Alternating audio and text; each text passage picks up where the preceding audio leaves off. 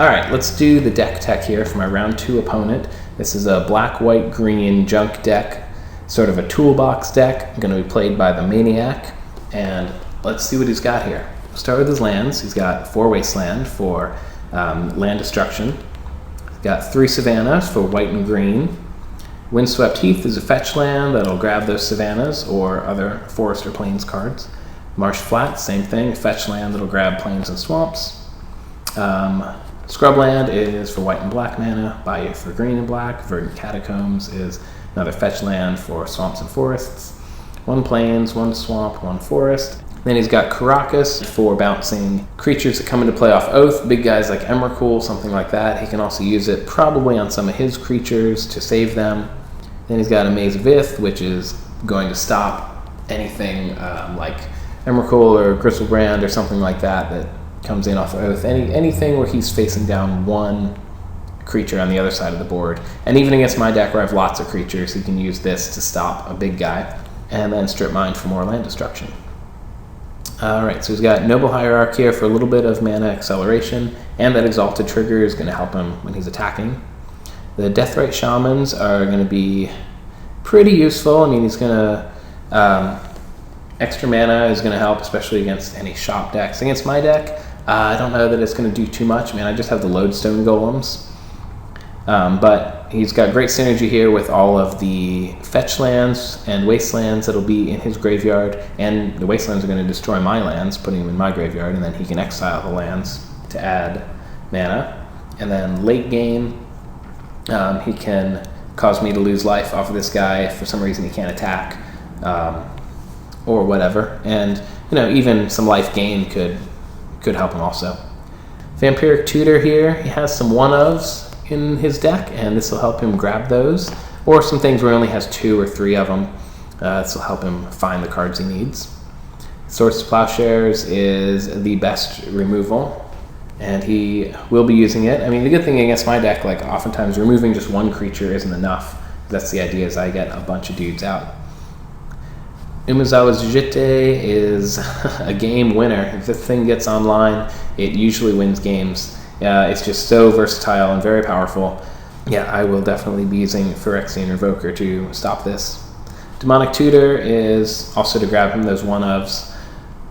Abrupt Decay, that hits a lot of the creatures in my deck, so he will be destroying things that I have. Can't be countered. Doesn't matter that much against my deck, just because I don't really have any counter spells. But this is a great card in general.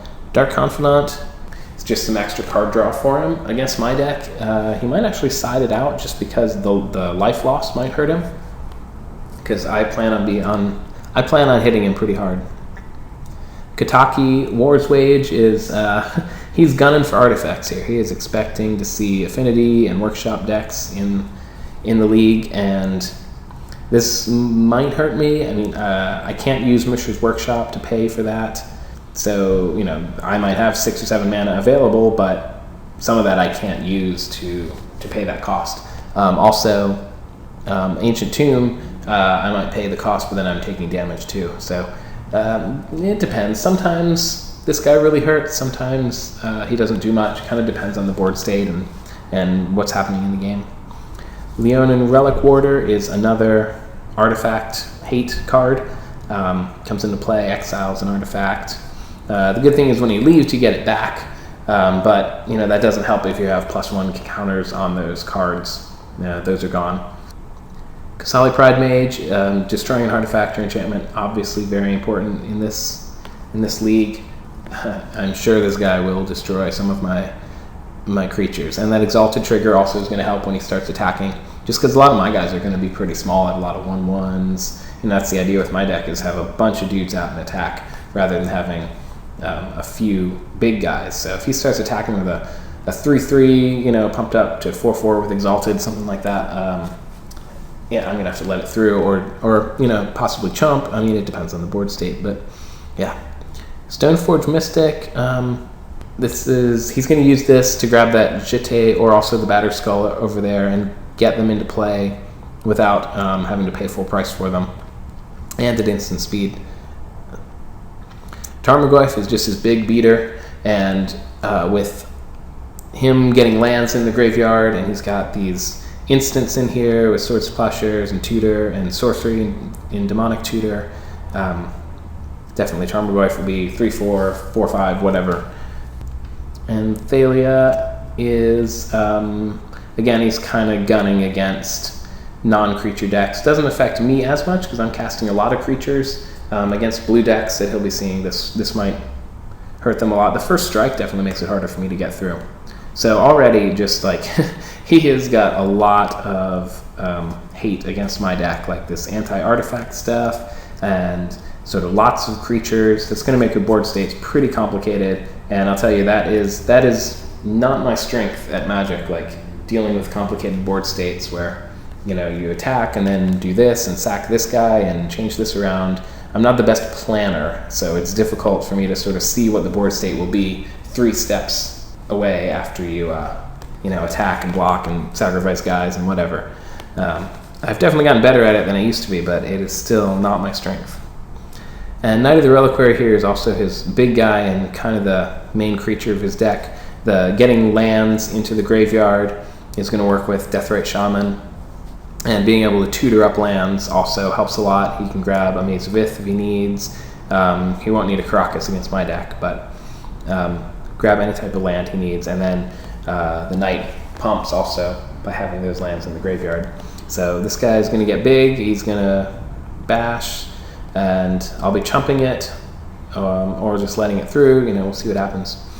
Batterskull here is a beater, and that lifelink is going to buy him some time.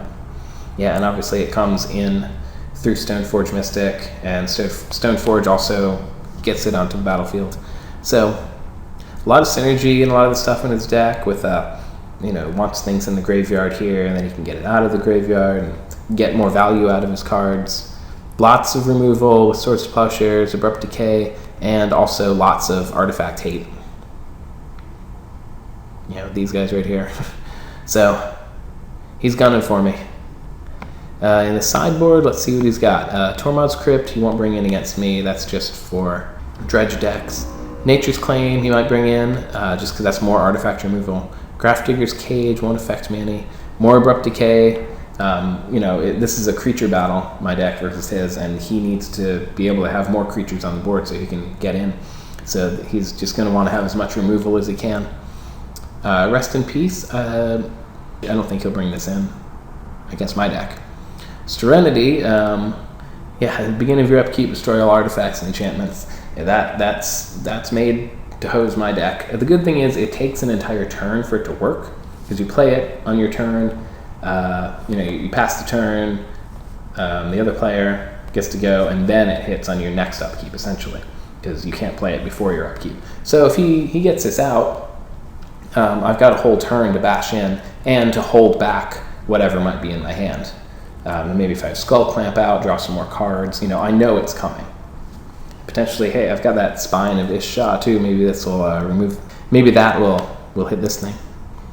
Stony Silence is another, this is basically like a white version of Null Rod.